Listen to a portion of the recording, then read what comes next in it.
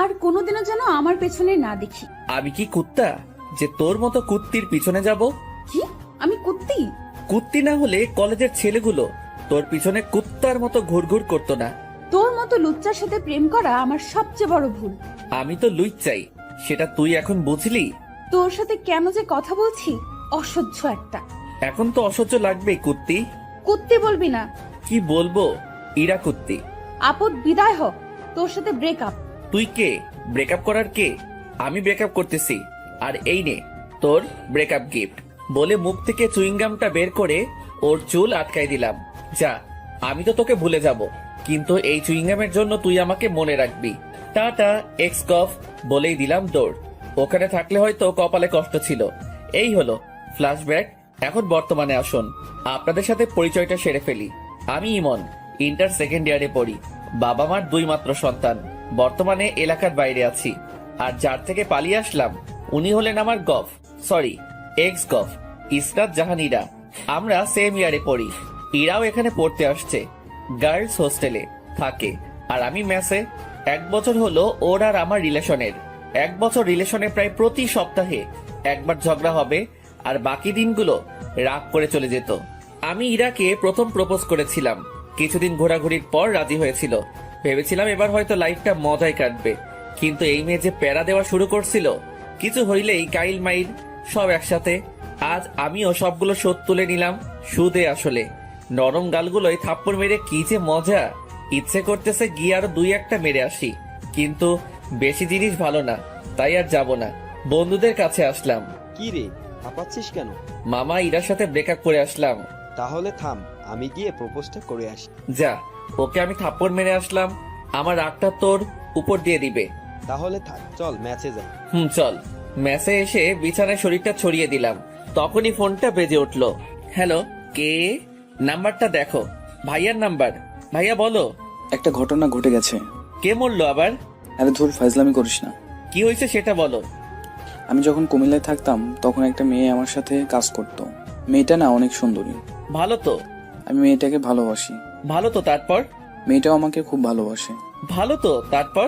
আমি ওকে বিয়ে করতে চাই। ভালো তো তারপর? তুই আব্বু আম্মুকে বল না। তারপর? শুধু তারপর করতেছিস কেন? কি করবো সেটা বল। আমি কি পাবো? কি চাস? বাইক। ওকে, কিন্তু আগে কাজ। ওকে, তুই আম্মুকে গিয়ে বল। তুই আয় না। টিসির জন্য অ্যাপ্লাই করছিলাম না, ওটার জন্য থাকতে হবে। ও আচ্ছা, তারপর? আমি আব্বু আম্মুকে ফোন করে পুরা পাম দিতেছি। তুই আমার ভাই, তুই ছাড়া আমার কি আছে? হইছে মনু, পাম দিও না, আমার কথাটা যেন মনে থাকে। থাকবে। শোন, ফোনে লোড দিয়ে দে, আম্মুকে ফোন দিতে হবে। 2 মিনিট দাঁড়া। ফোনটা কেটে দিলাম।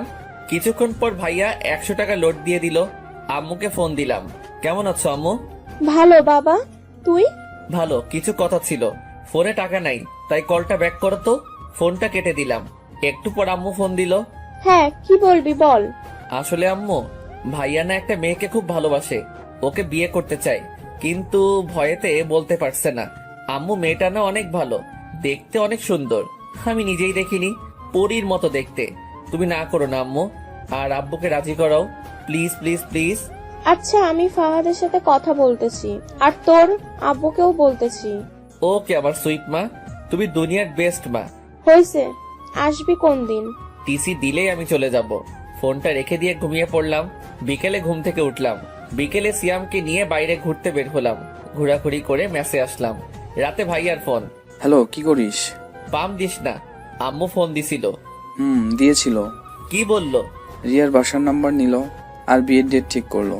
তোর তো ঈদ লেগে গেল তাহলে। দূর বেটা। বিয়ে কোন দিন? আগামী শনিবার। তুই আসবি না? না, পরে রবিবার আমার টিসি দিবে, ওটা নিয়ে যাব। আমার বিয়ে আর তুই আসবি না? মন খারাপ করিস না ভাইয়া, আমি যাব এখন। তাহলে আমি ডেট পিছিয়ে দেই। না, পিছানোর দরকার নাই, আমি বিয়ের কয়েকদিন পর যাব। ফোনটা কেটে দিলাম। ভাইয়া, আমি অনেক ফ্রি, বন্ধুর মতো। রাতে খেয়ে দিলাম ঘুম। পরে আর কলেজে গেলাম না। এর মধ্যে ভাইয়ার বিয়ে হয়ে গেল।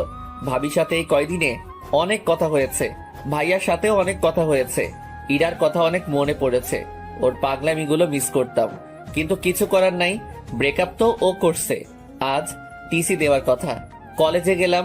ভালোবাসা হারানোর কিছু থাকে না, সে চলে গেলেও দিয়ে যায় কিছু সময়, কিছু স্মৃতি, যাকে আঁকড়ে ধরে আপনি বেঁচে থাকতে পারেন। কারো ছেড়ে যাওয়ার দিকটা পজিটিভ ভাবে দেখুন। সে চলে গেছে কারণ সে আপনার যোগ্য ছিল না। যোগ্য মানুষটার জন্য অপেক্ষা করুন। কলেজে গিয়ে দেখি ইরার বান্ধবী তিশার সাথে দেখা। কেমন আছো? ভালো, তুমি? ভালো। এটি কোথায়? বাসায় গেছে, ওর বোনের বিয়ে। ভালো থাকো, একেবারে চলে যাচ্ছি। ও আচ্ছা, ভালোভাবে যেও। টিসি নিয়ে সিয়ামের সাথে মেসে আসলাম। আমি আর সিয়াম দুইজনেই টিসি দিচ্ছি, কারণ আমরা ছোট থেকে একে অপরের সাথে থাকি। আমার এই জায়গায় চয়েসে আসে দেখে সিয়ামও আমার সাথে ভর্তি হয়।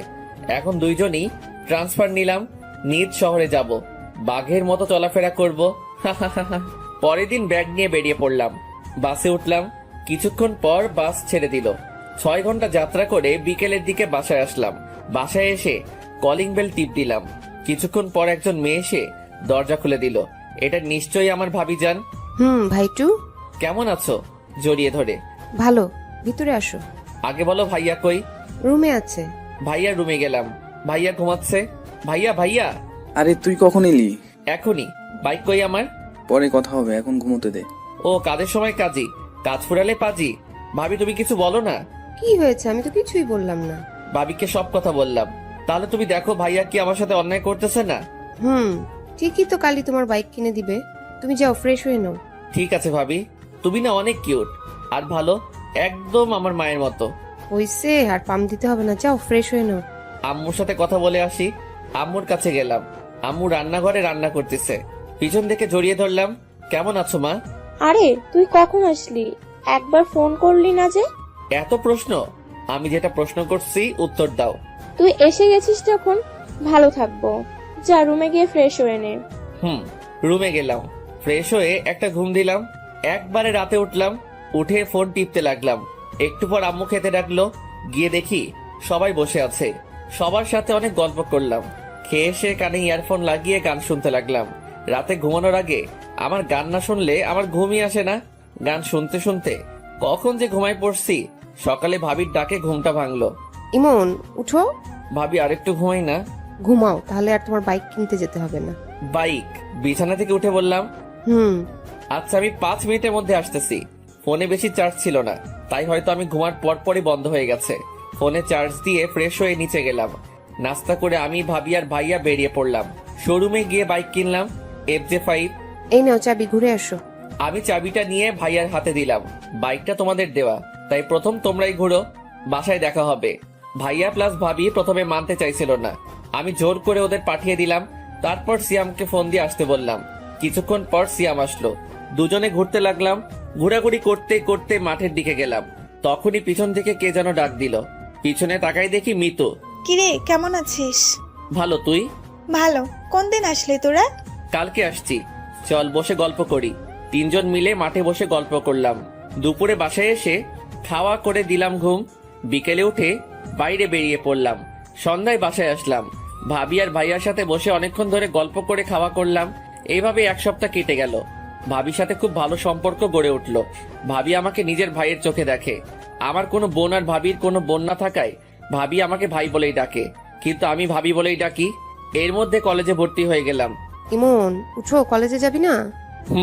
কখন কলেজ ছুটি দিল? কি ওঠ না, না হলে গায়ে জল ঢেলে দিব। উঠতেছি তো। উঠে ফ্রেশ হয়ে নাস্তা করে বাইকটা নিয়ে কলেজে আসলাম। ক্লাস শেষ করে বাইরে আসলাম, তখনই ভাবির ফোন। হ্যালো ভাবি। ভাই, আমার একটা কাজ করে দিতে পারবি? বলো। আমার বোন আজকে আসবে, তুই যদি ওকে একটু স্টেশন থেকে নিয়ে আসতিস।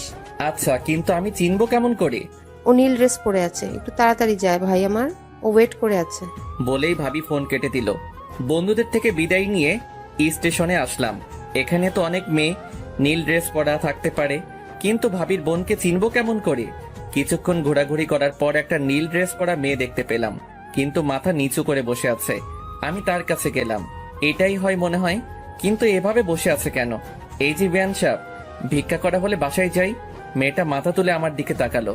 মেয়েটাকে দেখে আমার তো শখ খেয়ে মরে যাবার অবস্থা। তা তুই এখানে? ওই কুত্তি, আমি এখানে আমার ভাবির বোনকে নিয়ে আসতে এসেছি, কিন্তু তুই এখানে কেন? আমি আমার বোনের বাসায় এসেছি। তোর বোনের নাম কি? রিয়া। আর দুলা ভাই? ফাহাদ। What the Fahad? হাই রে ফুডা কপাল, শেষমেশ আমার এক্স কিনা আমার ভাইয়ের শালি। উপরওয়ালা ঠাডা ফেলাও আমার উপর। কিরে, চুপ কেন? কি বলবো, সবই কপাল। চলো এখন। আমি কেন যাব তোর সাথে? তোকে এখনো জুতা মারেনি তোর কপালে। আমার সাথে যাবি, কারণ দুর্ভাগ্যবশত তোর বোন আমার ভাবি, আর আমার ভাইয়ের তুই শালি। আমার কথা শুনে ইরার উপর ঠাডা পড়ার মতো অবস্থা। আমি এই বিয়ে মারি না। আমি এক্ষুনি আপুকে বাসায় নিয়ে যাব। তাই নাকি? যা, আমি আমার ভাইয়ের আবার বিয়ে দিব। আমার কথাটা শুনে ইরা চুপ করে রইল। বাসায় যাবেন না, ফিরে যাবেন? ইরা ব্যাগটা নিয়ে উঠে দাঁড়ালো আর সামনের দিকে হাঁটা শুরু করলো। ও সামনে সামনে হাঁটছে আর আমি পিছনে পিছনে। আমি বাইকের কাছে এসে থেমে গেলাম, কিন্তু ও হাঁটতে থাকলো। এই ম্যাডাম, বাইক এখানে। ও পিছনে তাকালো, আবার আমার কাছে আসলো। আমি বাইক স্টার্ট দিলাম, কিন্তু ও দাঁড়িয়ে রইল। কি হলো? ওটার ইচ্ছে আছে কি? ইরা কোনো কথা না বলে বাইকে উঠে বসলো। বাসার দিকে যেতে লাগলাম। শুন, আপু যেন না জানে যে তুই আমাকে চিনিস আর আমাদের সম্পর্ক ছিল। সেটা তুই না বললে আমি বলতাম। ভালো। বাইক চালাচ্ছিলাম, হঠাৎ করে সাইড মিররে ইরার চেহারাটা দেখলাম। বাতাসে চুলগুলো উঠছিল আর ইরা ওগুলো হাত দিয়ে ঠিক করছিল। খুব সুন্দর লাগছিল। চুইংগামের জন্য একটা নতুন হেয়ার কাটিং দিতে পারলি, একটা থ্যাঙ্কসও দিলি না। কুত্তা, ওই দিন যদি তোরে পাইতাম, জানিস আমার চুইংগাম ওঠাতে কত কষ্ট হয়েছে। ভালো তো। ইরা আর কোনো কথা বলল না। বাসার সামনে আসতে রাস্তায় মিতুর সাথে দেখা। মিতু দেখার সাথে সাথে ডাক দিল, মার্কেটে যাব একটু। এটা কে? ভাবির ফোন। আমাকে একটু মার্কেটে নিয়ে যাবি? তুই দাঁড়া, আমি নামিয়ে দিয়ে আসছি। আচ্ছা, তাড়াতাড়ি আয়। আমি বাইকটা নিয়ে বাসার সামনে আসলাম। ভিতরে যান, আমি আসছি। ইরা কিছুক্ষণ আমার দিকে তাকিয়ে রইল। আমি বাইকটা ঘুরিয়ে চলে আসলাম। মিতুকে নিয়ে মার্কেট করলাম। মার্কেট শেষ করে বাসায় আসলাম। বাসায় এসে ফ্রেশ হয়ে শুয়ে পড়লাম। কিছুক্ষণ পর ভাবি খাওয়ার জন্য ডাকলো। নিচে গেলাম খাওয়ার জন্য। গিয়ে দেখি ইরা বসে আছে। আমিও সামনে বসে পড়লাম। আমি নিজের মতো খেতে লাগলাম আর ভাইয়া আর ভাবির সাথে কথা বলতে লাগলাম। ইরা মাঝে মাঝে আমার দিকে তাকাচ্ছিল, মনে হয় কিছু বলতে চাইছিল। আমি খাওয়া শেষ করে উপরে আসতে যাব, তখনই ভাবি ডাক দিল, মন, ইরাকে একটু ঘুরিয়ে নিয়ে আসিস প্লিজ। আমি আজ পারবো না, বাসায় অনেক কাজ আছে। আচ্ছা ভাবি, ওনাকে রেডি থাকতে বলিও। বলেই নিজের রুমে চলে আসলাম। বিকেলে বাইকটা বের করে ইরার জন্য অপেক্ষা করতে লাগলাম। আসতে দেরি করছিল দেখে বাইকের হর্ন দিতে লাগলাম। কিছুক্ষণ পর ইরা আসলো। সাদা ড্রেস, কপালে কালো টিপ, খোলা চুল, জাস্ট অসাম লাগছিল ওকে। ইরা আমার সামনে এসে দাঁড়িয়ে গেল। আমি মাথা নামিয়ে নিলাম। উঠুন। ইরাকে নিয়ে বাইকে ঘুরতে লাগলাম। হঠাৎ করে ফোনটা বেজে উঠলো। বাইকটা থামিয়ে ফোনটা বের করলাম। বের করে দেখি মিতুর ফোন। হ্যালো। কই তুই? পার্কের পাশের রাস্তায়। পার্কে আয়, আমি ওয়েট করছি। আচ্ছা দাঁড়া। ফোনটা রেখে দিয়ে পার্কে গেলাম। গিয়ে দেখি মিতু বসে আছে। আমি বাইকটা রাখলাম। আপনি এখানে বসুন, আমি আসছি। আসলে আমি এখানে এসেছি ইরাকে জ্বালানোর জন্য, না হলে আসতাম না। আমি ভালো করেই জানি ইরা আমাকে এখনো খুব ভালোবাসে, কিন্তু প্রকাশ করে না। আমি মিতুর পাশে গিয়ে বসলাম, ওর সাথে কথা বলতে লাগলাম। এদিকে ইরা একাই বসে আছে আর ভাবতিছে। আমি পিছন থেকে একটা শব্দ পেয়ে পিছনে তাকিয়ে দেখি বাইকটা নিচে পড়ে আছে। আমি লাফ দিয়ে উঠে বাইকটার কাছে আসলাম। ও খোদা, আমার নতুন বাইক। কুত্তা, তোর বাইকরেও ভাঙবো আর তোকেও, বলেই আমার পায়ে লাঠি দিয়ে মারলো। এত জোরে মেরেছে যে পায়ে লাগার সাথে সাথে ব্যথা শুরু হয়ে গেল। আরে আরে, লাগছে তো। একে তো আমার বাইক ভাঙছোস, তার উপর আমাকে মারলি। আজ তোকে ছাড়বো না। ইরা আমাকে লাঠি দিয়ে মারতে লাগলো। আমাকে মারা আজ তোকে ছাড়বো না বলে ওর হাতে লাঠিটা নিয়ে ফেলে দিলাম। ওর কোমরে হাত দিয়ে ওকে টান দিয়ে নিজের কাছে নিয়ে আসলাম। ইরা ছাড়ার জন্য ছটফট করছে। কুত্তা, ছাড় আমায়। আমি ওর ঠোঁটে হাত দিয়ে চুপ করতে বললাম। ইরা ঠোঁটের কাছে ঠোঁট নিয়ে গেলাম। ইরা বড় বড় চোখ করে আমার দিকে তাকালো। ওর আরো কাছে যেতেই নিজের চোখ বন্ধ করে ফেললো। আমি ওর ঠোঁটের কাছে ঠোঁট নিয়ে গেলাম। ওর নিঃশ্বাসের শব্দ স্পষ্ট শুনতে পাচ্ছিলাম। ওর কাছে যাওয়ায় ও আরো জোরে নিঃশ্বাস নাম নিতে লাগলো। ওর ঠোঁটগুলো যেন আমাকে মারলো, টানতে লাগলো। ওর ঠোঁটগুলো গোলাপের পাপড়ির মতো লাগছিল। আমি ওর ঠোঁটের সাথে ঠোঁট মিলিয়ে দিলাম। ইরাকে কিস করার সাথে সাথে ও চোখ খুলে ফেললো। 3 মিনিট পরে ইরাকে ছেড়ে দিলাম। দুজনে হাঁপাতে লাগলাম। কুত্তা, তুই আমাকে কিস করলি কেন? তুই আমার বাইক ভাঙতে চাইছিলি কেন? আমার ইচ্ছে হয়েছে, আমি ভাঙছি। আমার ইচ্ছে হয়েছে, আমি কিস করছি। কেন? আমার ঠোঁট কি তোর বাপের সম্পত্তি? না, আমার ভাবির সম্পত্তি। তাই দেখে তুই আমাকে কিস করবি? সেটা আমার বাইক ভাঙচুর করার আগে ভাবা দরকার ছিল। ইরা আর কোনো কথা বলল না। মিতুর কথা মনে পড়তেই আমি মিতুর কাছে আসলাম। মিতু ফোন টিপতেছে। তাহলে পিছনে কি হয়েছে? ও হয়তো দেখেনি। কিরে, কি করিস? তুই কই গেলি তখন? একটা কাজ ছিল। বাসায় যাব চল। চল। মিতুকে বিদায় দিয়ে ইরার কাছে আসলাম। ইরা গাছের সাথে হেলানি দিয়ে দাঁড়ায় আছে। আমি বাইকটা তুলে স্টার্ট দিলাম। ইরা পিছনে এসে বসলো। ইরার সাথে লজ্জায় কোনো কথা বলার ইচ্ছে হচ্ছে না। কেমন করে কি যে হয়ে গেল। দুজনে বাসায় আসলাম। ওকে নামিয়ে দিয়ে বাইকটা রাখলাম। তারপর নিজের রুমে গেলাম। ফ্রেশ হয়ে শুয়ে পড়লাম। কিছুক্ষণ পর আম্মু খেতে ডাকলো। গিয়ে দেখি ইরা বসে আছে। আম্মু, ভাইয়া আর আব্বু কই? ওরা আসেনি, তোরা খেয়ে নে। ইরা আমার সামনে বসে আছে। দুজনে মাথা নিচু করে খেতে লাগলাম। ভাবি আসলো। কিরে, কেমন ঘুরলি? ভালো আপু, জায়গাটা অনেক সুন্দর। আচ্ছা খেয়ে নে। আমি খেয়ে নিজের রুমে চলে আসলাম। রাতে ঘুম ধরছিল না, তাই ছাদে গেলাম। একটু পর মিতুর ফোন আসলো। কিরে, কি করিস? এই তো ছাদে দাঁড়িয়ে আছি, তুই? শুয়ে আছি। মিতুর সাথে কথা বলতে লাগলাম। হঠাৎ করে আমি সামনে তাকিয়ে দেখি ইরা। মিতু, ফোনটা রাখ, আমি পরে ফোন দিচ্ছি। আচ্ছা। মিতু ফোনটা কেটে দিল। ইরা আমার কাছে আসলো। কার সাথে কথা বলছিলি? মিতুর সাথে। এরপর থেকে যেন ওই ডাইনির সাথে কথা বলা আর দেখা করা না দেখি, বলে দিলাম। কেন, কথা বললে কি করবা? ইরা আমার কাছ থেকে ফোনটা নিয়ে নিল। ফোন পাবি না, যখন দরকার হবে আমার কাছে বলবি, আমি দিব। না, ফোন ছাড়া আমার ঘুম আসে না। ফোন লাগবেই আমার।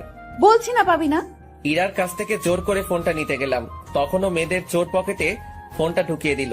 চোর পকেট কি জানতে চাহিয়া লজ্জা দিবেন না? এইবার নিয়ে দেখা। মনটা খুব হতাশ হয়ে গেল। আমি নিচে যেতে লাগলাম, তখনই ইরা আমার হাতটা টেনে ধরলো আর ঠোঁটের সাথে ঠোঁট লাগিয়ে দিল। হঠাৎ আমার কি যে হলো, ইমনকে কাছে টেনে নিয়ে ওর ঠোঁটের সাথে ঠোঁট লাগিয়ে দিলাম। ওকে কিস করার সময় ওর শরীরের এক অদ্ভুত ঘ্রাণ আমাকে ওর আরো কাছে টানতে লাগলো। 5 মিনিট পর ওকে ছেড়ে দিলাম। ইরা এভাবে কিস করবে ভাবতেও পারিনি। আই লাভ ইউ বলেই ইরা দৌড়ে নিচে চলে গেল। আমি নিজের রুমে চলে আসলাম। শুয়ে শুয়ে কতক্ষণ কি হইলো সেটা ভাবতে লাগলাম। সবকিছু মাথার উপর দিতে যাচ্ছিল। নিজে ব্রেকআপ করলো, আবার নিজেই আই লাভ ইউ বললো। আমার সাথে মজা নেওয়া, এবার দেখাবো মজা। যদি কাঁদিয়ে না ছেড়েছি তাহলে আমার নাম ইমন না। না, মজা পাইছে নাকি? এইবার মজা আমি দেখাবো। সব প্ল্যান ভাবতে ভাবতে ঘুমিয়ে পড়লাম। সকালে মনে হলো কে যেন আমার দিকে তাকিয়ে আছে। চোখ খুলতেই দেখি ইরা। কি ব্যাপার, আপনি এখানে? আপনি কাকে কি বলছেন? আপনাকে। মজা নেওয়া বাদ দে, মায়ের খাবি। অচেনা কাউকে তো আপনি করেই বলতে হয়। ফাইজলামি বাদ দিয়ে নিচে আয়, আপু নাস্তা করতে ডাকতিছে বলেই ইরা নিচে গেল। কিছুটা রেগে গেছে। আমি ফ্রেশ হয়ে নিচে গেলাম। সবাই টেবিলে বসে, আমি ইরার মুখোমুখি চেয়ারে বসলাম। খাওয়ার মধ্যে ইরা পায়ের উপর পা উঠে দিল। আমি ওর দিকে তাকাতেই ও মুচকি একটা হাসি দিল। আমি টেবিল থেকে প্লেট নিয়ে উঠে সোফায় গিয়ে বসলাম। কি রে, ওখানে গিয়ে বসলি কেন?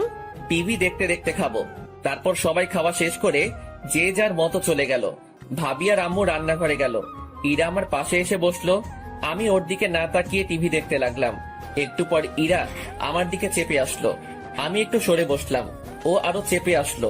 ধীরে ধীরে আমি একেবারে সোফার কোনায় চলে আসলাম। ইরা আমার শরীরের সাথে চেপে বসে আছে। আমি ওর দিকে তাকালাম। ও টিভির দিকে তাকিয়ে মুচকি হাসি দিচ্ছে। শুনছেন? কিছু বলবা? না, কিছু বলবো না।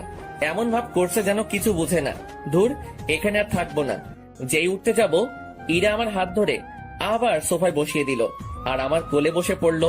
আর কি হচ্ছে এটা? আম্মু ভাবি কেউ দেখে ফেলবে তো। দেখলে দেখুক, আমার কি।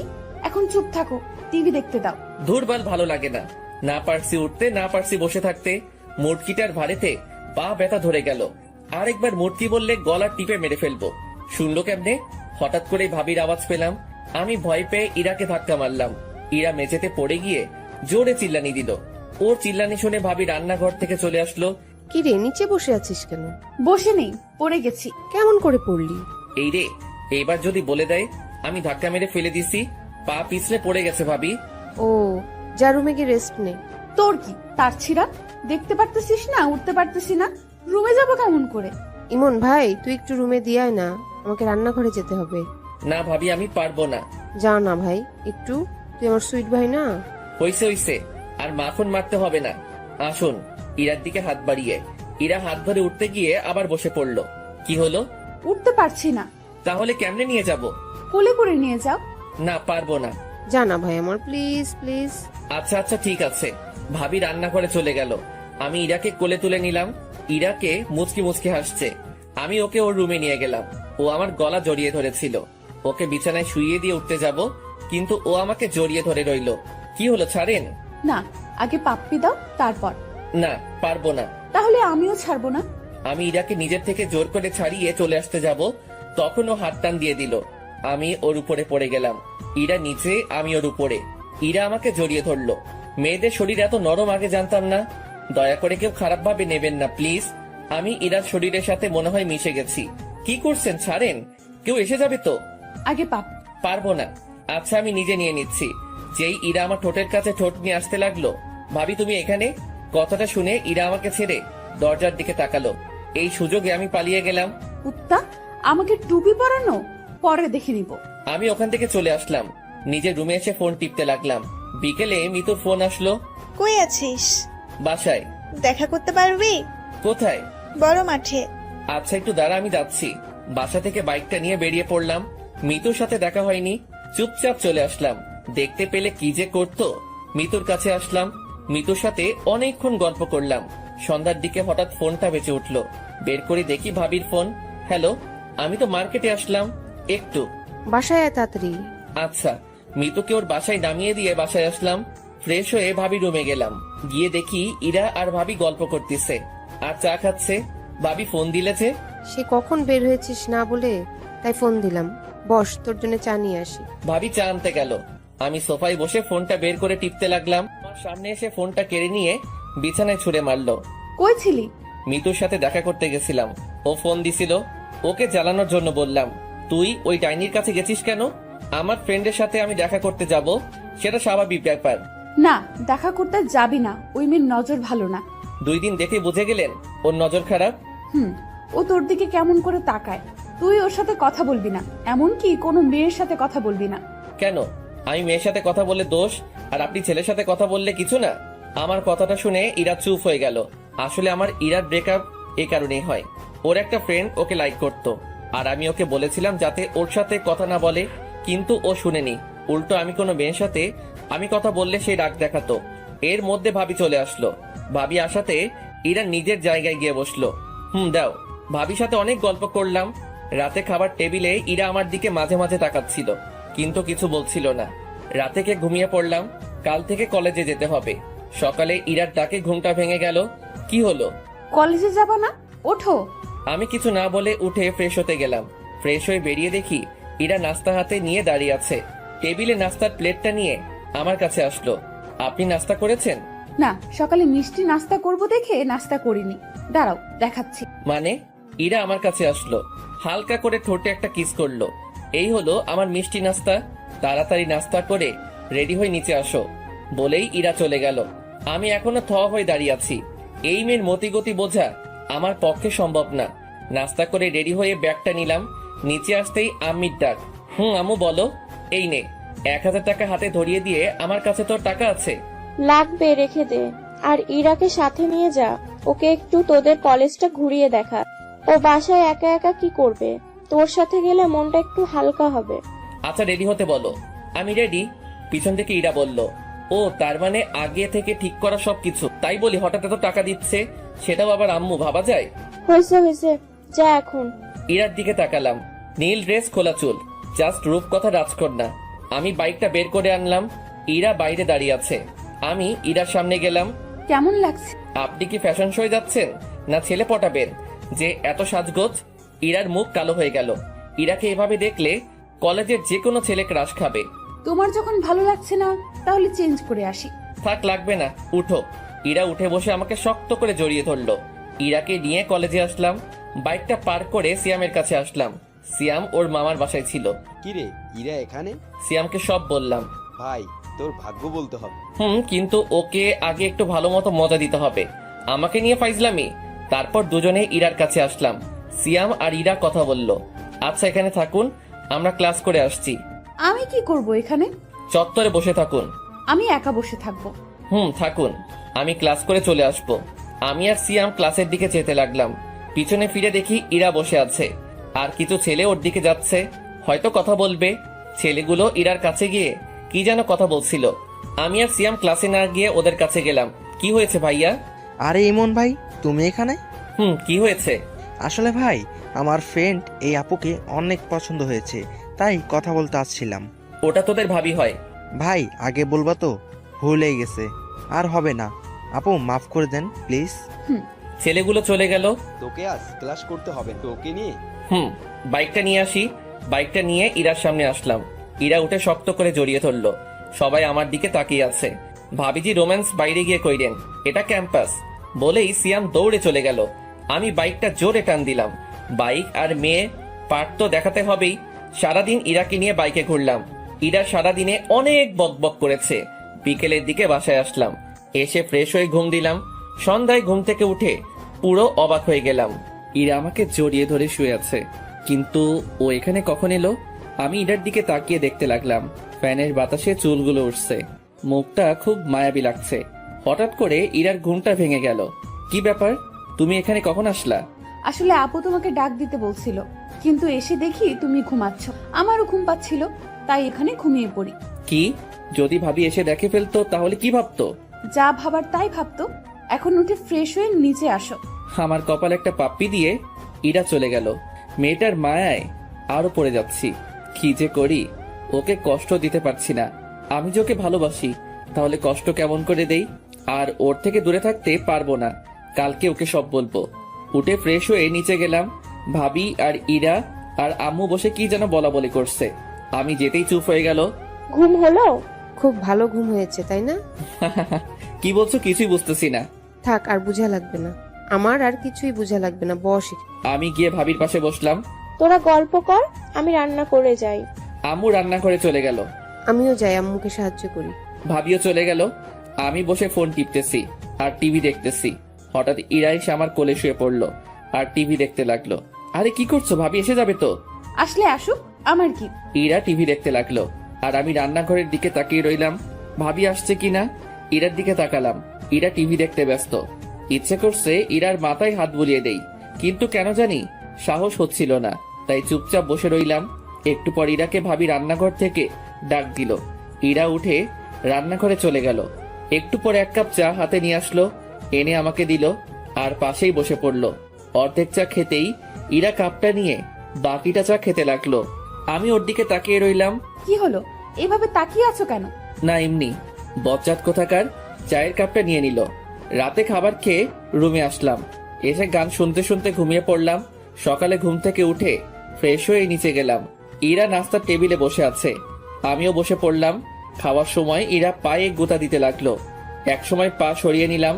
ইরার পা চেয়ারের সাথে লাগলো, তাই হয়তো ওর মুখ কালো হয়ে গেল। আমি নাস্তা করে কলেজে আসলাম। আজ ইরা কলেজে আসেনি, কারণ ওর ভাবির সাথে মার্কেটে যাওয়ার কথা ছিল।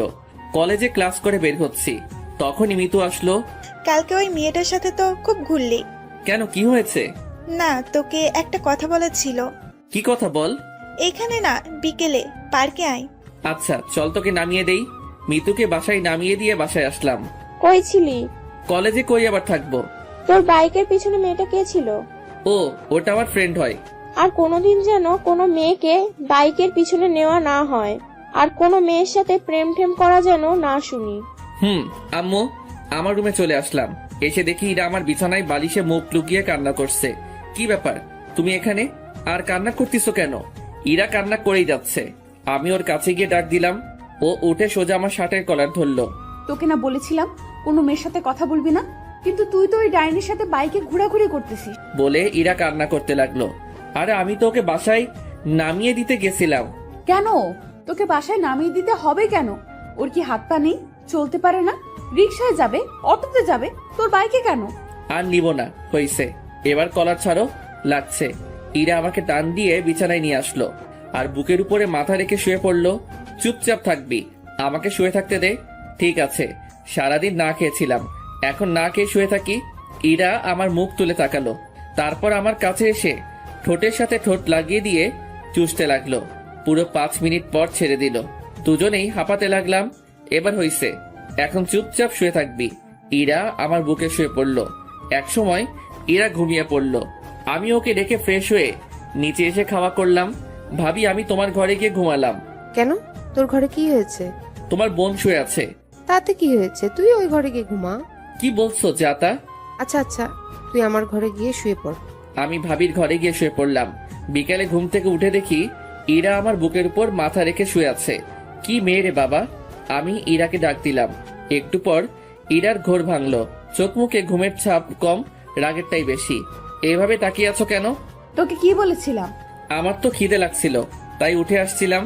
ভাবি বলল যে তুমি আমার রুমে শুয়ে আছো, তাই আমি যেন তার রুমে শুয়ে পড়ি। তাই আমি এখানে এসে শুয়ে পড়ছিলাম। দোষ করছে আবার বড় বড় কথা। এখন চলো, আমাকে ঘুরতে নিয়ে যাবে। কিন্তু আম্মু যে বাইকে মেয়ে উঠতে মানা করছে। সেটা অন্য মেয়ে ওঠাতে মানা করেছি, আমাকে না। কেন? তোমার আম্মুকে গিয়ে বলো। আমি কি জানি? আমি রেডি হতে গেলাম, ইরা রেডি হতে গেল, আমি আম্মুর কাছে গেলাম। আম্মু, আমি কি ইরাকে বাইকে দিব? শুধু ইরাকে নিবি, আর ওকে যদি না নিস তাহলে তোর বাইক চালানো বন্ধ। দূর, কিছুই বুঝি না। কি বলো তোমরা? বাইকটা বের করে দাঁড়িয়ে রইলাম। একটু পর ইরা এসে উঠে আমাকে শক্ত করে জড়িয়ে ধরলো। দুজনে পার্কের দিকে গেলাম। ইমন, গাড়ি দাঁড় করাও, আমি আইসক্রিম খাবো। আমি গাড়ি দাঁড় করিয়ে ওকে আইসক্রিম কিনে দিলাম। তুমি এখানে একটু দাঁড়াও, আমি ভিতর থেকে আসছি। আচ্ছা, তাড়াতাড়ি আসো। আমি পার্কের ভিতরে এসে দেখি মিতু বসে আছে।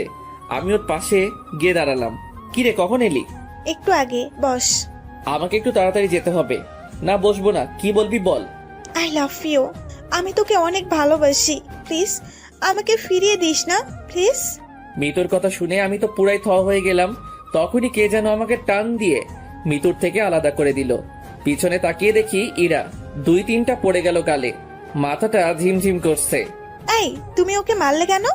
আমি এখানে তোমার সাথে কথা বলছি না, সো চুপ থাকলে ভালো হয়। মানে কি বলতে চাচ্ছ? আর তুমি কোন সাহসে মারলে ওকে? ইরা মিতুকে চর মেরে বসলো। আমি তো দেখেই অবাক। বলছিলাম না চুপ করে থাকতে? ইরাকে সাইডে নিয়ে আসলাম। তুমি ওকে মারলে কেন? তুই ওকে জড়িয়ে ধরেছিলি কেন? ভেবেছিলাম আমার ভালোবাসা দিয়ে তোমাকে আবার কাছে টেনে নিব, কিন্তু আমি ভুল ছিলাম। তুমি হয়তো আমাকে আর ভালোবাসো না। আসলে আমি পাগল। কেন যে ভেবেছিলাম তুমি হয়তো আমাকে আগের মতো ভালোবাসো, তাই তো তোমার কাছে নিজের ভালোবাসাটা জাহির করে গেছি। হয়তো আমার কপালে তোমার ভালোবাসা নেই। আসলে আমার মতো মেয়ে হয়তো ভালোবাসার যোগ্য নয়। পারলে ক্ষমা করে দিও। ইরা কাঁদতে কাঁদতে মিতুর কাছে আসলো। আপু, পারলে আমাকে ক্ষমা করে দিয়েন। আসলে আমি এতদিন একটা ভুল ধারণা নিয়ে বেঁচেছিলাম, সেটা আজ ভেঙে গেল। আসলে কি জানেন, কাউকে ভালোবাসাটা সহজ, কিন্তু বিপরীতের মানুষটার ভালোবাসাটা পাওয়াটা অনেক সময় কঠিন হয়ে যায়, আবার সম্ভবও হয় না। যেটা আজ আমার থেকে হয়তো কেউ ভালো বুঝবে না। ইমন খুব ভালো ছেলে, আপনাকে অনেক ভালো রাখবে। মাঝে মাঝে শয়তানি করে, কিন্তু জানেন কি, ওর এটাই আমাকে বেশি টানে। আপনি হয়তো ভাবছেন আমি এসব কেন বলছি। আপনি হয়তো এটাও ভাবছেন যে ইমনকে আমি আপনার থেকে কেড়ে নিব। সেটা নিয়ে ভাববেন না। আমি আপনাদের পথের কাঁটা হব না। ভালো থাকবেন। আর রাগের মাথায় তখন আপনাকে অনেক কিছু বলে ফেলেছি, পারলে মাফ করে দিয়েন প্লিজ। কথাটা বলে ইরা ওখানে থেকে কান্না করতে করতে চলে আসলো।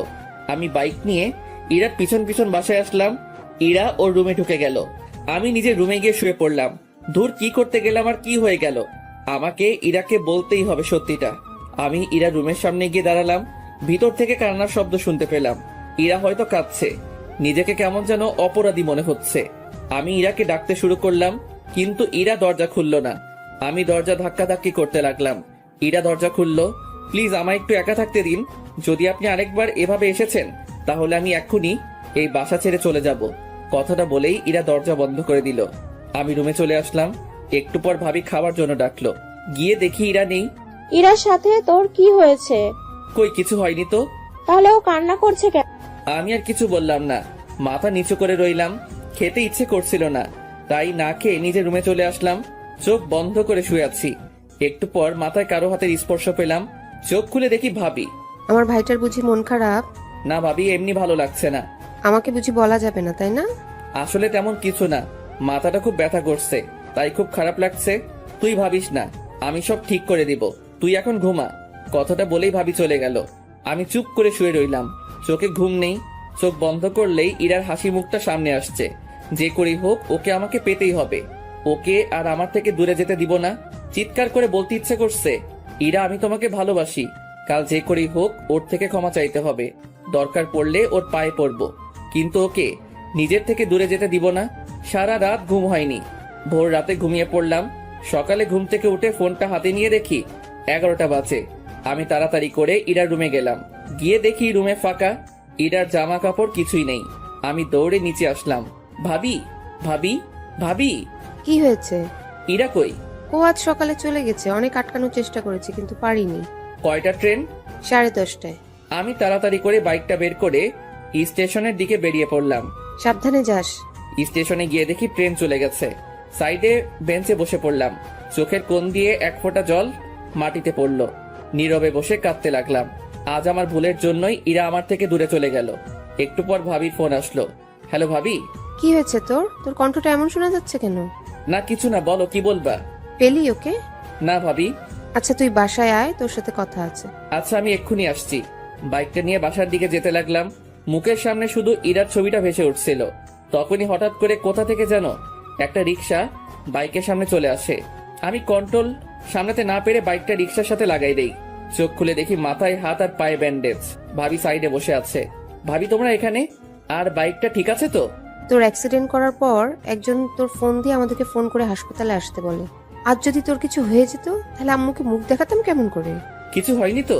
কিছু হয়নি। তুই জানিস তোর মাথায় হাতে পায়ে কয়টা সেলাই পড়েছে? থাক, সেটা বলার দরকার নেই। চুপচাপ শুয়ে থাক, বিকালে তোকে বাসায় নিয়ে যাব। ভাবি বাইরে চলে গেল।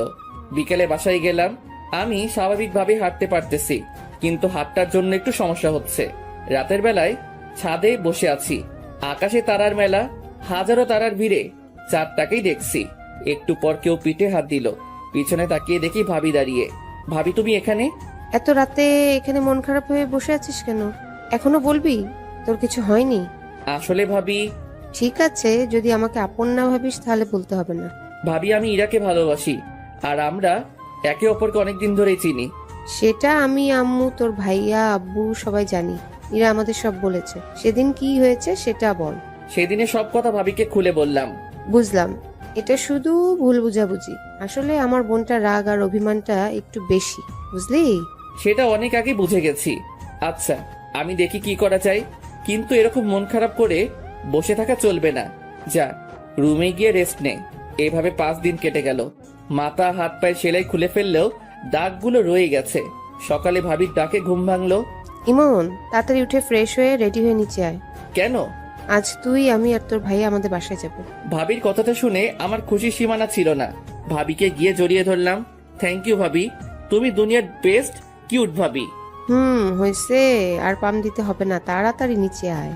তুমি 2 মিনিট ওয়েট করো, আমি 1 মিনিটে আসতেছি। আমি তাড়াতাড়ি ফ্রেশ হয়ে রেডি হলাম। তারপর নিচে আসলাম, নাস্তা করে বসে আছি। কিছুক্ষণ পর ভাইয়া আসলো। কি রে, ব্যাগ গোছানো শেষ? কতক্ষণ আর সময় লাগবে? ভাবি কই? প্রায় 20 মিনিট পর ভাবি রেডি হয়ে আসলো। এতক্ষণ লাগে? হয়েছে, তোর তো আর তর্স হয়েছে না। কেন?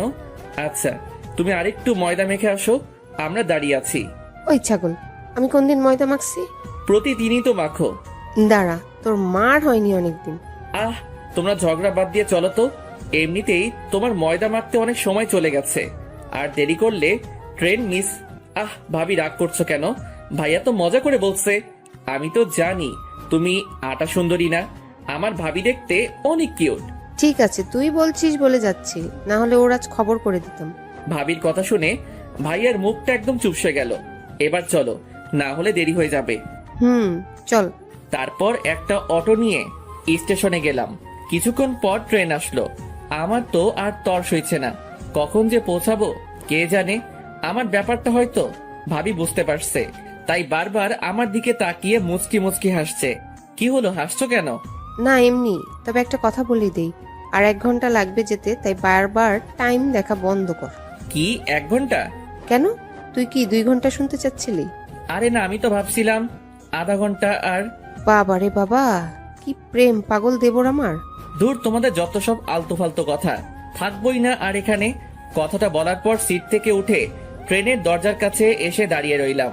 ইরা আর আমার কেটে যাওয়া দিনগুলোর কথা ভাবতে লাগলাম। এসব কথা ভাবতে ভাবতে হঠাৎ কাঁধে কার যেন হাত পড়লো।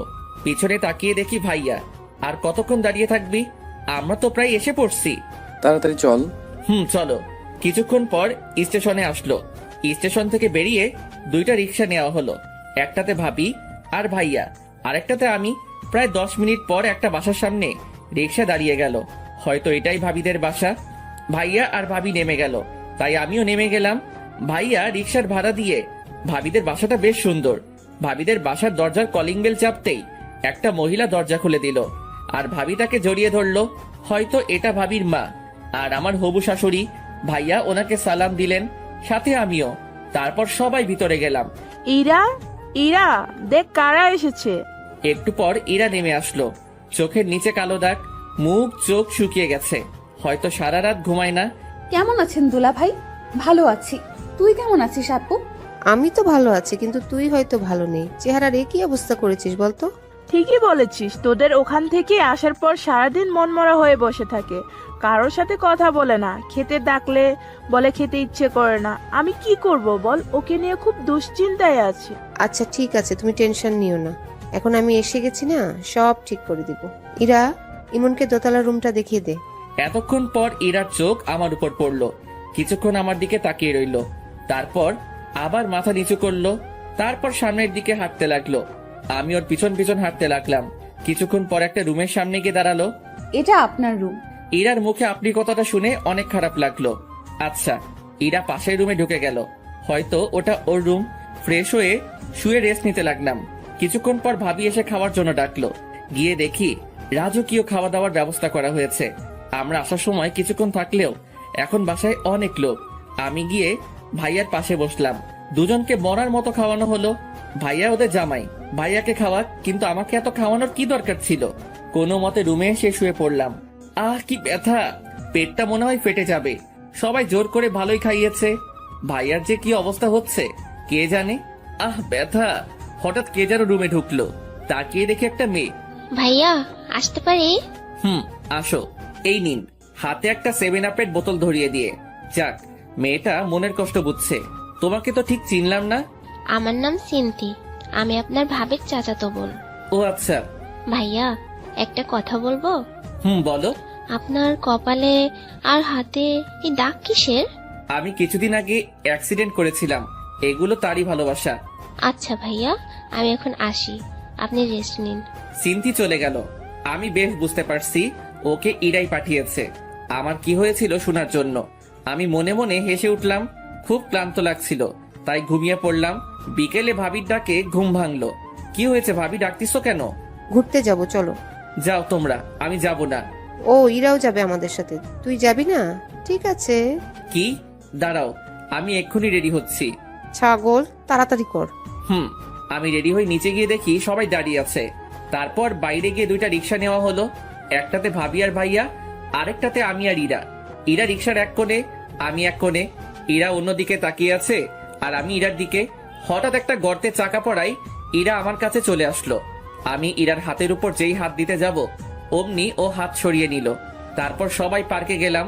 ভাইয়া আর ভাবি এক জায়গায় বসে বাদাম খাচ্ছে আর গল্প করতেছে, আর এদিকে আমি শুধু বাদাম খাচ্ছি আর ইরা আনমনা হয়ে বসে আছে। একটু পর একটা ছেলে এসে ইরার পাশে দাঁড়ালো। কিরে, কেমন আছিস? ভালো। তুই? ভালো। এটা কে? এটা দুলা ভাইয়ের ভাই। ও আচ্ছা, হঠাৎ এখানে? এমনি ঘুরতে আসলাম। ছেলেটি ইরা আর আমার মধ্যে বসে আছে, ইরার সাথে গল্প করতে লাগলো। আমি চুপচাপ ওদের কথা শুনতে লাগলাম। ইরা এতক্ষণ চুপ করেছিল, কিন্তু এখন ছেলেটার সাথে হেসে কথা বলছে। এটা দেখে মাথায় রক্ত উঠে গেল। মনে হচ্ছে ছেলেটাকে উড়াধুরা দেই, কিন্তু কি করব, ইচ্ছা থাকলেও উপায় নেই। ভাইয়া ভাবি দেখলে খারাপ ভাববে। তখনই দেখলাম একটা মেয়ে দূরে বসে একলা ফোন টিপতেছে। দাঁড়াও, আমাকে ডাকানো, এবার দেখাচ্ছি। আমি ওদের ওখান থেকে উঠে মেয়েটার কাছে আসলাম। কারোর জন্য অপেক্ষা করছেন? কেন বলুন তো? না, একা বসে আছেন তাই বললাম। একা বসে থাকলে কি কারোর জন্য অপেক্ষা করা হয়? আসলে সেটা না, কিন্তু এখানে তো কেউ একা আসে না, তাই বললাম আর কি। ও, তাহলে আপনিও একা আসেননি? একা আসিনি সেটা ঠিক, কিন্তু একাই আছি। আপনার কথা ঠিক বুঝলাম না। অত বুঝে কি হবে বলেন তো, আমি ইমন। নিশি। আমার কথার উত্তরটা কিন্তু পেলাম না। কোনটা? এই যে কারোর জন্য অপেক্ষা করছেন কিনা। না, তেমন কেউ নেই। ও, আপনার কেউ আছে? জি আছে। কে এসে? ওই যে দেখছেন একটা ছেলের পাশে একটা মেয়ে বসে আছে, ওইটা। মানে আপনার গার্লফ্রেন্ড আরেকজনের সাথে বসে কথা বলছে আর আপনি এখানে বসে আছেন? ব্যাপারটা ঠিক হজম হলো না। সে অনেক কাহিনী, অন্য একদিন বলবো। ফ্রেন্ডস। ফ্রেন্ডস। আমি রিয়ার সাথে গল্প করতে লাগলাম। এদিকে ইরা রিয়াদ। কিরে, কি হলো? ওদিকে কি দেখছিস? কিছু না। তোর কি হয়েছে বলতো? আছে, চলো বাসায় যাব এক্ষুনি। একটু পর যাই, তুই বস এখানে। বলছি না বাসায় যাব, তাড়াতাড়ি উঠ। দুলা ভাই উঠেন তো। আচ্ছা, ইরা যখন বলছে চলো, চলে যাই, কিন্তু ইমন কই? কথা বলা শেষ হলে চলুন বাসায় যাব। আচ্ছা চলো। আমি নিশিকে বলে চলে আসলাম। আসার সময় অবশ্য ওর নাম্বারটা নিয়ে এসেছি। বাসায় আসলাম। আসার সময় অবশ্য ইরার মুখটা দেখার মতো ছিল। মাঝে মাঝে আমার দিকে রাগি লুকে তাকাচ্ছিল, মনে হচ্ছে চোখ দুটো দিয়ে খেয়ে ফেলবে। বাসায় এসে ফ্রেশ হয়ে নিচে গেলাম। সবাই একসাথে খাওয়া দাওয়া করলাম। ইরাও ছিল সাথে। রাতে ঘুম আসছিল না, তাই ছাদে গিয়ে দাঁড়ালাম। পকেট থেকে একটা সিগারেট বের করে ধরলাম আর রাতের আবহাওয়াটা উপভোগ করতে লাগলাম। সিগারেট খাওয়াটা আমার নেশা না, দিনে 1টা থেকে 2টা আর না খেলে নাই। হঠাৎ একটু পর কারো পায়ের আওয়াজ পেলাম। সিগারেটটা লুকিয়ে ফেললাম। ইরা ছাদে উঠলো। সিগারেটটা দূরে ফেলে দিতে চাইলাম, কিন্তু দিলাম না। দেখি ও কি করে। ইরা ছাদের এক করে চলে গেল। আমি ওখানে দাঁড়িয়ে সিগারেট খেতে লাগলাম। এটা কি আপনার বাসায় যে এখানে সিগারেট খাচ্ছেন? না, কেন? এখানে সিগারেট খাওয়া বারণ নাকি? হ্যাঁ বারণ। আর এই ছাদে যাত্রার আশা এলাও না, এক্ষুনি নেমে যান। তাহলে যাত্রার মধ্যে পড়ি? হ্যাঁ, আমার তো সেটাই মনে হচ্ছে। ও ভালো তো, কথায় ভালোই বিষ ঢালতে শিখে গেছো। যাই হোক, আমি নেমে যাচ্ছি। কথাটা বলেই নিচে চলে আসলাম। ইরাদের বাসার পাশে একটা চায়ের দোকান আছে। ভাবিকে বলে ওখানে গেলাম। গিয়ে একটা সিগারেট কিনে খেতে লাগলাম। ইরা ছাদ থেকে আমার দিকে তাকিয়ে আছে। অন্ধকারে ওকে দেখতে না পেলেও চাঁদের আলোয় ওর ছায়াটা ঠিকই দেখা যাচ্ছে। সিগারেটের ধোঁয়ায় ইরার দেওয়া বিষগুলোকে মন থেকে বের করার চেষ্টা করতে লাগলাম। কিছুক্ষণ পর বাসায় ঢুকলাম। ভিতরে ঢুকে দেখি ইরা দাঁড়িয়ে। ওর মুখোমুখি না হয়ে রুমে চলে গেলাম। গিয়ে শুয়ে পড়লাম। কোনোভাবেই হার মানলে চলবে না, পুরো চেষ্টা করতে হবে। কোনো মতেই আমি ইরাকে আমার জীবন থেকে আলাদা হতে দিব না। এসব ভাবতে ভাবতে ঘুমিয়ে পড়লাম। সকালে ঘুম থেকে উঠে ফ্রেশ হয়ে নিচে গেলাম। ভাইয়া নাস্তা করছে, পাশে সিনথিয়া আর ইরাও আছে। আমি গিয়ে সিনথির পাশে বসলাম। আমি আমার মতো খেতে লাগলাম। এর মধ্যে সিনথিয়া আমার কানের কাছে আসলো। ভাইয়া, আপনি আর আমি আজ ঘুরতে যাব। পাশ থেকে কথাটা হয়তো ইরা শুনতে পেল। ইরা সিনথির দিকে রাগি লুকে তাকালো। ওর চোখ দেখে সিনথির যায় যায় অবস্থা। এত কথা কিসের? খাওয়ার সময় যা। আর ওকে খেতে দে আগে। উপরে যা। সিনথি ভয় পেয়ে উপরে পালালো। ইরা আমার দিকে একবার তাকিয়ে উঠে গেল। ওর চোখ দিয়ে মনে হয় আগুন ঝরছে। সারাদিন ইরার সাথে কোনো কথা হয়নি। বিকেলে বাজারে যাওয়ার জন্য বের হলাম। তখনই সিনথি আসলো। ভাইয়া কই যান? একটু মার্কেটে যাব। ও, আমিও যাব, চলুন। আমার কিছু কেনাকাটা করার আছে। আমি আর সিনথি বেরিয়ে পড়লাম। মার্কেটে গিয়ে সিনথি কেনাকাটা করতে লাগলো। তখন একটা শপে একজোড়া পাইল দেখে খুব পছন্দ। আমি পাইলগুলো ইরার জন্য কিনে নিলাম। ইরার পাইল অনেক পছন্দ। আমরা মার্কেট থেকে বেরিয়ে আসবো, তখনই দেখলাম ইরা মার্কেটের ভিতরে যাচ্ছে। ভাবলাম এক্ষুনি পাইলগুলো ওকে পরিয়ে দেই, তাই ওকে ডাকতে লাগলাম। কিন্তু ও না শোনার ভান করে চলে যেতে লাগলো। আমি দৌড়ে গিয়ে ওর হাতটা ধরলাম। কি হলো, কি হলো? এতক্ষণ ধরে ডাকছি, শুনতে পাচ্ছ না? জানোয়ার, রাস্তাঘাটে মেয়েদের দেখলে হাত ধরার ইচ্ছে হয়? কুত্তা, বাবা মা শিক্ষা দেয়নি? তোর মতো ছেলেদের জন্মের ঠিক নেই, সেই জন্য তোরা এমন করিস। আর একদিন যদি দেখি তাহলে বুঝতে পারবি। কথাগুলো বলে ইরা চলে গেল। আমি ওখানে দাঁড়িয়ে রইলাম। আশেপাশে সব মানুষ সবাই আমার দিকে তাকিয়ে আছে। অজান্তে চোখ দিয়ে পানি পড়তে লাগলো। ইরা এমনটা করতে পারলো? হয়তো ভুলটা আমারই, কিন্তু আমার বাবা মা নিয়ে না বললেই পারতো। আজ বুঝে গেলাম ওর মনে আমি আর নেই। তাড়াতাড়ি করে নিজের চোখের জল মুছে ফেললাম। হঠাৎ করে কাঁধে কারোর হাতের স্পর্শ পেলাম। তাকিয়ে দেখি সিনথি। আরে বাদ দাও, আমি কিছু মনে করিনি। আরে কি বলছো তুমি? কেন ক্ষমা চাইছো? তুমি তো কিছু করনি। সব দোষ আসলে আমার ভাগ্যের।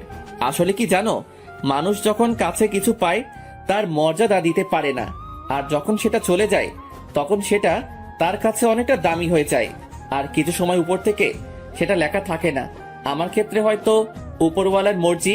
কারো মনে জায়গা করে নিতে উপরওয়ালার মর্জি থাকা লাগে কি? হয়তো বা না, কিন্তু সম্পর্কটা একটা পরিণতি পেতে গেলে, একটা হ্যাপি এন্ডিং এর জন্য তার আদেশ থাকা লাগে। তার ইচ্ছে না থাকলে রাস্তা একসাথে আসলেও ঠিকানাটা আলাদা হয়ে যাবেই। তোমার কথার কিছুই বুঝলাম না। একদিন বুঝতে পারবা। চলো বাসায় যাই। চলো। বাসায় আসলাম। ভাবি আমাদের কাছে আসলো। কিরে, তোর গালে কিসের দাগ? জানো ভাবি, ইরা আপু না? কথাটা বলার আগেই আমি সিনথিকে থামিয়ে দিলাম। কিছু না ভাবি, গালে একটা মশা বসেছিল, ওটাকে মারতে গিয়ে দাগ পড়ে গেছে। ভাবি আমার দিকে তাকালো। যা উপরে গিয়ে ফ্রেশ হয়ে নে। উপরে এসে শুয়ে পড়লাম। কি এমন ভুল করেছিলাম যে ইরা আমার সাথে এমনটা করলো? ভেবেছিলাম ওর অভিমানের জন্য হয়তো এমনটা করছে, কিন্তু এখন বুঝতে পারছি ইরা আর আমাকে ওর জীবনে চায় না। তাহলে ওর ইচ্ছেটাই থাক। নীরবে কেঁদে চলেছি। কেন জানি না নিজেকে খুব একা লাগছে। মনে হচ্ছে জীবন থেকে কিছু একটা চিরদিনের মতো হারিয়ে গেল। শত চেষ্টায় তাকে আটকে রাখতে পারলাম না। চারদিকটা কেমন যেন অন্ধকার হয়ে আসছে। চোখের পাতাগুলো জলে ভিজে গেছে। ভালোবাসা আমার সাথী না হলেও কষ্টগুলো আজ আমার সাথে ঠিকই আছে। ভালোবাসার সবচেয়ে বড় পাওনাটা হয়তো পেয়ে গেলাম। নিজেকে শেষ করে দেওয়ার ইচ্ছে করছে, কিন্তু সেটা করলে আম্মু আব্বু ভাইয়া ভাবিকে ধোকা দেওয়া হবে। তাই এই যন্ত্রণা নিয়েই সারা জীবন হয়তো কাটিয়ে দিতে হবে। সারা রাত কেঁদেই গেলাম। বাইরে খেয়ে এসেছি বলাই ভাবি আর ডাকেনি। জ্যোৎস্না রাতে জানালার পাশে বসে আছি। চাঁদের আলোয় কেমন যেন একটা মায়া আছে। আজ বুঝলাম কেন জ্যোৎস্না রাতের চাঁদ সবার পছন্দ। রাতের একলা সময় পুরনো কথাগুলো মনে করিয়ে দেয়। তা ভালো হোক বা খারাপ, রাতের আকাশ কখনো কাউকে একা রাখে না, সাথে রেখে দেয় কিছু কষ্টদায়ক পুরনো স্মৃতি। সারা রাত ঘুমাতে পারলাম না। সকালে ফ্রেশ হয়ে নিচে গেলাম। চোখের নিচে কালো দাগ পড়ে গেছে। মাথাটা কেমন যেন ঝিমঝিম করছে। ভাবির সাথে কথা বলে বাইরে চলে আসলাম। বাইরে এসে চায়ের দোকানের দিকে যেতে লাগলাম। হঠাৎ কি যে মনে হলো, পিছনে তাকিয়ে দেখি ইরা আসছে। আমি কিছু না বলে এক দোকান থেকে এক প্যাকেট সিগারেট কিনে একটা সিগারেট ধরিয়ে পার্কের দিকে গেলাম। একটু পর ইরা ওর কিছু বান্ধবীর সাথে পার্কে এলো। আমি ওকে দেখে মাথা নিচু করে রইলাম আর নীরবে সিগারেট খেতে লাগলাম। হঠাৎ করে চোখ দিয়ে জল পড়তে লাগলো। তাড়াতাড়ি জল মুছে বড় একটা নিঃশ্বাস নিলাম। তারপর আরেকটা সিগারেট ধরলাম। এদিকে ইরা ইমনকে সিগারেট কেনা দেখে ওর পিছনে পিছনে আসে, সাথে কিছু ফ্রেন্ডকেও নিয়ে আসে যাতে ইমন বুঝতে না পারে। ইরা ইমনের দিকে এক দৃষ্টিতে তাকিয়ে আছে। কালকের ঘটনার জন্য ইরাও সারা রাত ঘুমাতে পারেনি। সারা রাত ইমনের জন্য কেঁদেছে। কাল কেন যে ওর সাথে এমন ব্যবহার করলাম, আজ আমার জন্য ও এত কষ্ট পাচ্ছে। সব আমার জন্য। কোন মুখে ওর কাছে যাব আমি? মনে মনে ইরা। এসব কথা ভাবতে ভাবতে ইরা কেঁদেই ফেললো। কি রে, কাঁদছিস কেন? ইরা কেঁদেই চলেছে। আরে বলবি তো? ইরা আর ওই জায়গায় না থেকে বাসায় চলে আসে। বাসায় এসে দরজা বন্ধ করে কাঁদতে থাকে। আমি একটু পর সামনে তাকিয়ে দেখি ইরা নেই।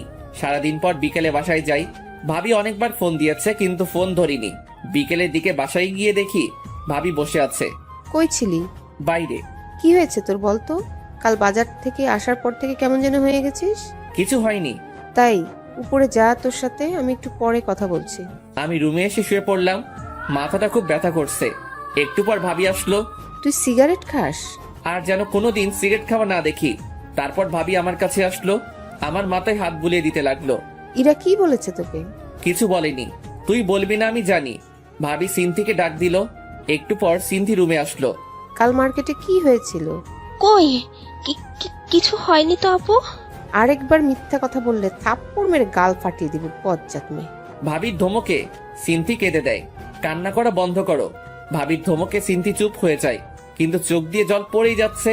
এখন বল কাল কি হয়েছিল? একটাও যদি মিথ্যা কথা বলেছিস তাহলে আজ তোর একদিনকে আমার একদিন। সিনথি সব কথা ভাবিকে বলে দেয়। ভাবি রেগে আগুন হয়ে যায়। আমার হাত ধরে ইরার রুমে নিয়ে যেতে লাগলো। ভাবি আমার কথাটা শুনো, ইরার কোনো দোষ নেই। আমি ওর হাত ধরেছিলাম। তাতে কি হয়েছে?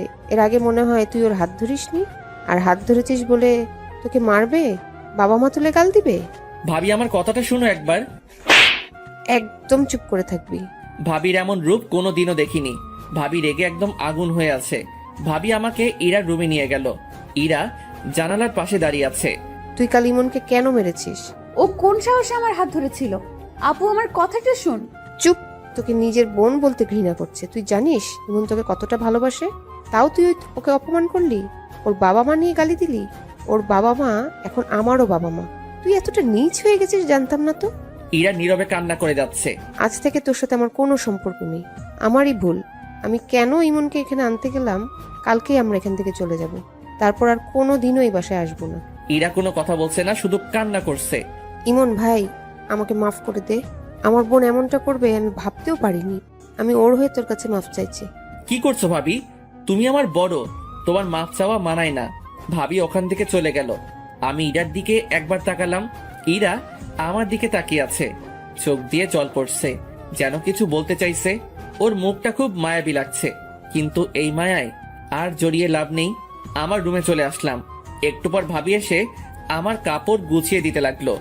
ভাবি, ও তো তোমার নিজের বোন, তুমি কি ওর সাথে কথা না বলে থাকতে পারবা? এরকম বোনের দরকার নেই যে মানুষকে মানুষ মনে করে না। কিন্তু ভাবি, চুপ, একটা কথাও বলবি না। সব কাপড় চোপড় গুছিয়ে দিয়েছি, কাল সকালে তাড়াতাড়ি বের হতে হবে, ঘুমিয়ে পড়। কথাটা বলেই ভাবি বেরিয়ে গেল। রাতে ঘুম আসছে না, জানালার কাছে গিয়ে দাঁড়িয়ে রইলাম। বাইরে হালকা বাতাস বইছে, পরিবেশটা মনোরম মনে হচ্ছে। হঠাৎ করেই ইরার জন্য কেনা পায়েল দুটোর কথা মনে পড়লো। ব্যাগ থেকে পায়েলগুলো বের করে নাড়াচাড়া করতে লাগলাম। ইরার জন্য বসে বসে একটা চিঠি লিখলাম। পায়েল আর চিঠিটা নিয়ে ইরা রুমে গেলাম। দরজা খোলা আছে, ভিতরে গিয়ে দেখি ইরা ঘুমিয়ে আছে। ওর পায়ের কাছে গিয়ে পায়েল দুটো পরিয়ে দিলাম। চিঠিটা পায়েলের সাথে আটকে দিলাম। কিছুক্ষণ ওর খাটের পাশে বসে ওকে দেখতে থাকলাম। ওকে দেখে মন ভরছেই না। অনেকক্ষণ বসে থাকার পর ওর কপালে একটা মায়া এঁকে দিয়ে নিজের রুমে চলে আসলাম। সারা রাত ওর সাথে কাটানো কথাগুলো ভাবতে লাগলাম। কিভাবে যে রাত পেরিয়ে গেল বুঝতেই পারলাম না। সকালে এসে ভাবি ডাকলো। ঘুমের ভান করেছিলাম। ভাবি ডাক দেওয়ার একটু পর উঠে ফ্রেশ হয়ে ব্যাগ নিয়ে নিচে গেলাম। যাওয়ার আগে ইরার রুমে গেলাম। ইরা এখনো ঘুমিয়ে আছে। ইরার পাশে গিয়ে বসলাম। মন ভরে ওকে দেখতে লাগলাম। ওর চুলগুলোর জন্য মুখটা ভালো করে দেখতে পাচ্ছিলাম না। চুলগুলো আলতো করে সরিয়ে দিলাম। তারপর ওর কপালে একটা ভালোবাসার পরশ এঁকে দিলাম। তখন ইরা নড়ে উঠল। পায়ের মধ্যে পায়েলের সাথে চিঠিটা দেখলাম। বুক বড় নিঃশ্বাস নিয়ে চলে আসলাম। নাস্তা করে বেরিয়ে পড়লাম। এদিকে ইরা ঘুম থেকে উঠে দেখে পায়ে পায়েল, আর পায়েলের ভিতরে একটা চিঠি। ইরা চিঠিটা খুলে পড়তে লাগলো। ইরা, কি বলবো ভেবে পাচ্ছি না। আজ মনটা কেমন যেন করছে, খুব একা একা লাগছে। তোমার থেকে দূরে চলে যেতে হবে কোনো দিনই ভাবিনি। সবটাই আমার ভুল। আমি হয়তো তোমার যোগ্য নই, তাই হয়তো এমনটাই হলো। সেই দিন তোমার কথাগুলো কথা না, বিষ ছিল, যেগুলো আমার মনটাকে ক্ষত বিক্ষত করে দিয়েছে। তোমাকে ভালোবাসার আমার কাছে কোনো কারণই ছিল না, আর ভুলে যাওয়ারও কোনো কারণই নেই। তাই তোমাকে কোনো দিনও ভুলতে পারবো না। কিন্তু তুমি আমার থেকে ভালো কাউকে পেলে হয়তো আমাকে ভুলে যাবে। আর আমাকে দেখে যেন পুরনো কথা না মনে পড়ে, তাই আমি তোমার সামনে আর কোনো দিনও আসবো না আমার ভালোবাসা নিয়ে। আসবো না সেটা নিয়ে, চিন্তা করো না। পায়েলগুলো দেওয়ার জন্যই সেই দিন তোমার হাতটা ধরেছিলাম, আর সেদিনই বুঝতে পেরেছিলাম তোমার হাত ধরার ক্ষমতা আমার কোনো দিনই হবে না। পায়েলগুলো তোমার জন্যই কিনেছিলাম, তাই রেখে দিলে খুশি হব। ভেবে নিও এটা তোমার কাছে আমার শেষ চাওয়া। ভালো থেকো। আর আমার জন্য তোমার আর ভাবির সম্পর্কটা খারাপ হলো, তার জন্য আমি অনেক দুঃখিত। আশা করি আমার থেকে ভালো কাউকে নিজের জীবনে পাবে, যে আমার মতন জানোয়ার হবে না। ইতি, ইমন। ইরা চিঠিটা নিয়ে বুকে জড়িয়ে কাঁদতে লাগলো। জীবনের সবচেয়ে বেশি যাকে ভালোবাসতাম সে আজকে দূরে চলে গেল। কি করে বাঁচবো আমি? আমার আর বেঁচে থাকার অধিকার নেই। কেন বাঁচবো আমি? আর কার জন্যই বা বাঁচবো? আমি, ভাবি আর ভাইয়া স্টেশনে বসে আছি। 30 মিনিট ধরে ট্রেন আসতে দেরি হচ্ছে। একটু পর ভাবির ফোনে একটা কল আসে। কিছুক্ষণ কথা বলার পর ভাবি চিৎকার দিয়ে ওঠে, ইমন ইরানা সুইসাইড করার চেষ্টা করছে। কি বলছো? ইরা কোথায় এখন? আম্মু ওকে হাসপাতালে নিয়ে গেছে। তাড়াতাড়ি চলো। আমরা সবাই হাসপাতালে গেলাম। অজান্তেই চোখ দিয়ে জল বেয়ে পড়তে লাগলো। ভাবি আমার কাছে আসলো। কাঁদিস না ভাই আমার। ভাবি, পাগড়িটার কিছু হয়ে গেলে আমি যে বাঁচতে পারবো না। আমি তো ওর ভালো থাকার জন্য ওর থেকে দূরে যেতে চেয়েছিলাম, কিন্তু ও যে এমনটা করবে। ভাবি, ওর কিছু হবে না তো? আমি ওর কাছে যাব ভাবি। একটু পর ডাক্তার চেক আপ করছে, তুই চুপটি করে বস, আমি আসতেছি। ভাবির কথা শুনে কিছুটা হলেও স্বস্তি পেলাম। কিছুক্ষণ পর ডাক্তার বের হলেন। সবাই দেখা করতে গেল। ভাবি আমাকে আগে যেতে বলল, কিন্তু আমি সবার পরে গেলাম। ইরা শুয়ে আছে। আমি রুমে ঢুকতেই আমার দিকে তাকিয়ে মুখ ঘুরিয়ে নিল। আমি ওর পাশে গিয়ে বসলাম। হাতে ব্যান্ডেজ করা, দুজনেই চুপচাপ। ইরা অন্যদিকে মুখ ঘুরিয়ে আছে। আমি ওর হাতের উপর হাত রাখলাম। ইরা চুপচাপ। দুজনের মুখে কোনো কথা নেই। কি বলবো ভেবে পাচ্ছি না। না, ওকে একটু রাগিয়ে দেখি। আমি কি চলে যাব? আসতে কি বলছে? কেউ বলেনি। নির্লজ্জ এর মতো চলে আসছি। এখন ফিরে যাই। যা, চলে যা, লাগবে না তোকে। আরে চিল্লাচ্ছ কেন? যাচ্ছি তো, উঠতে যাব। তখন দেখছি ইরা ফুপিয়ে ফুপিয়ে কান্না করছে। মুখটা কি এদিকে ঘোরানো যাবে? না, যাবে না। চলে যা তুই, কারো দরকার নেই আমার। সত্যি তো? কি হলো? ইরা আমার দিকে ঘুরলো, আমার চোখের দিকে তাকিয়ে আমাকে জড়িয়ে ধরলো। আমার বুকে মুখ গুজে কান্না করতে লাগলো। আরে এত কান্না কেউ করে? চুপ কর, একদম কথা বলবি না। আরেকবার যদি আমাকে ছেড়ে যাওয়ার কথা বলছিস তাহলে বুঝতে পারবি। তাহলে সেদিন বাজারে কি বললে? আসলে সেদিন তোমাকে সিনথির সাথে দেখে মাথা খারাপ হয়ে গিয়েছিল, তাই আবল তাবল বলে ফেলেছি। আমাকে মাফ করে দিও। তুমি যদি মাফ না করো তাহলে আমি আবার কিছু করে ফেলবো। আরে পাগলি, আমি কি তোমার উপর রাগ করে থাকতে পারি? অবশ্য আবার হাত কাটলে ভালোই হবে। কেন? তাতে তোমার ওজনটা যদি একটু, যে মোটু তুমি, কি আমি মোটু বলেই বুকে কামড়ে ধরলো। আরে আরে লাগছে তো, ছাড়ো। ছেড়ে দিল। এভাবে কেউ কামড় দেয়? ওসব বাদ দাও, এখন একটা কিস দাও তো। কি কিস? এখন না, বিয়ের পর। দিবা কিনা বলো। কেউ এসে পড়বে, তোর গুষ্টি কিলাই বলেই ইরা আমাকে টান দিল। আমি ইরার উপর পড়ে গেলাম। ইরা ঠোঁটের সাথে ঠোঁট লাগিয়ে দিল। 3 মিনিট পরে ছেড়ে দিল। দুজনে হাঁপাতে লাগলাম। ইরা আবার ঠোঁটের সাথে ঠোঁট লাগিয়ে দিল। এভাবে 3 বার কিস করলো। শেষমেশ ওকে ধাক্কা দিয়ে নিজের থেকে ছাড়িয়ে নিলাম। ইরা মুচকি মুচকি হাসতে লাগলো। আমি হাঁপাচ্ছি। এমন বারবার কেউ কিস করে? আমি করি। এখনই দম বন্ধ হয়ে যেত। হয়েছে, ঢং বাদ দাও। আমি ইরার পাশে বসলাম। বিকেলের দিকে ইরাকে বাসায় আনা হলো। গাড়ি থেকে নামার সময় ইরা ডাক দিল, কি বলছো ভাইয়া, ভাবি আছে তো? নিয়ে যাবে কিনা বল। ভাবি তখন আমার কাছে আসলো। দেখো না আপু, আমার মাথাটা ঘোরাচ্ছে, কেমন কেমন যেন লাগছে। ওকে বলছি কোলে করে নিয়ে যেতে, কিন্তু কিছুতেই নিয়ে যাচ্ছে না। একটা মেয়ে অসুস্থ, ওকে সাহায্য করা বাদ দিয়ে কি বলছিস? চা, উপরে নিয়ে চা। কথাটা বলে ভাবি হাসতে হাসতে চলে গেল। আমি ইরাকে কোলে তুলে নিলাম। ইরা আমার গলা জড়িয়ে ধরলো। ইরাকে ওর বেডে শুইয়ে দিলাম। আমার পাশে শুয়ে পড়ো। না না, সবাই কি ভাববে? বলছি না শুয়ে পড়ো। ইরা জোর করে ওর পাশে শোয়ালো। আমার বুকে মাথা গুজে চুপ করে রইলো। কিছুক্ষণ পর, ইমন, হুম, একটা কিস করি। না করি না। এখন না, এখন ঘুমাও। তাহলে মাথায় হাত বুলিয়ে দাও। আমি ইরার মাথায় হাত বুলিয়ে দিতে লাগলাম। কিছুক্ষণ পর ইরা ঘুমিয়ে পড়লো। রাতে ইরাকে খাইয়ে দিলাম। রাতেও ইরা ওর পাশে জোর করে শোয়ালো। ভাবিকে বললাম। ভাবি বলল, ইরা অসুস্থ, ওকে একা রাখা ঠিক হবে না। ভাইয়া ভাবি সাথ নিল। মাঝরাতে, ইমন শুনছো? কি হলো? ছাদে যাব, চলো। রাত 1টা বাজে। এখন ছাদে গিয়ে কি করবা? চাঁদ দেখবো, চলো না। কাল গেলে হয় না? না হয় না, চলো এক্ষুনি। চলো। আরে আরে, আমি হাঁটতে পারবো না, কোলে নিয়ে যাও। ইরাকে কোলে করে ছাদে নিয়ে গেলাম। দুজনে দোলনায় বসলাম। ইরা আমার কাঁধে মাথা রাখলো। মুহূর্তটা চাওয়ার কিছু ছিল না। মনে হয় সময়টা এখানে থেমে যাক। আমাদের এই মুহূর্তে। ইমন, আবার কি হলো? আর ছেড়ে যাবে না তো? যতদিন পর্যন্ত উপরে যে আছে তার ডাক না পড়ছে, ততদিন পর্যন্ত আমি তোমার পাশে আছি। একটা কথা বলবো। বলো। একটা কিস দিবা? আবার দিবা না? যাও, তোমার সাথে কথা নাই। আরে বলছি দিব না। তাহলে দাও। ইরার কপালে একটা মায়া এঁকে দিলাম। এরকম করে কেউ কিস দেয়? তাহলে কেমন করে দেয়? তারাও দেখাচ্ছি। ইরা আমার কাছে আসলো। ইরার নিঃশ্বাসের শব্দ স্পষ্ট শুনতে পাচ্ছিলাম। ইরার ঠোঁট আমার ঠোঁটের কাছাকাছি। কেমন যেন একটা অদ্ভুত অনুভূতি কাজ করতে লাগলো। ইরার ঠোঁট দুটো আমাকে টানছে মনে হচ্ছে। ইরার ঠোঁটের সাথে ঠোঁট লাগিয়ে দিলাম। ইরা আমাকে জড়িয়ে ধরলো। কিছুক্ষণ পর ছেড়ে দিলাম। ইরা আমার কোলে মাথা রাখলো। দুজনে চন্দ্রবিলাস করতে লাগলাম।